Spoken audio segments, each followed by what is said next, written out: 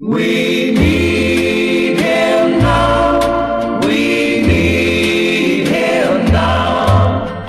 Yes, we need Jesus now.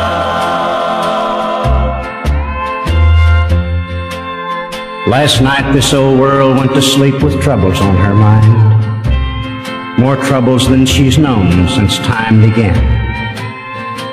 With the leaders of all nations gathered in one room, the future of the world was in their hands.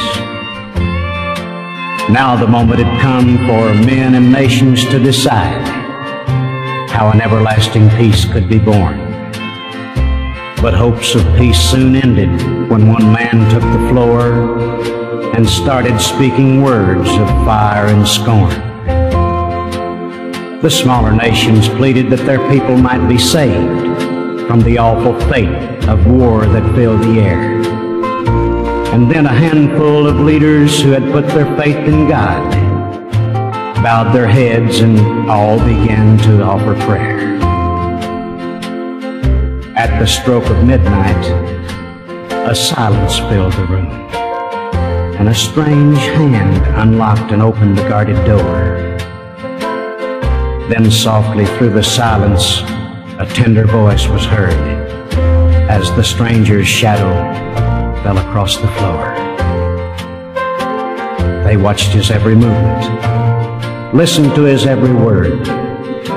Around him was a light as bright as the sun. Lift up your hearts, he pleaded, extending out his arms. Your plans are many, but there's really only one. While some of you have prayed for peace, others speak of war. The treaties of this world will never stand.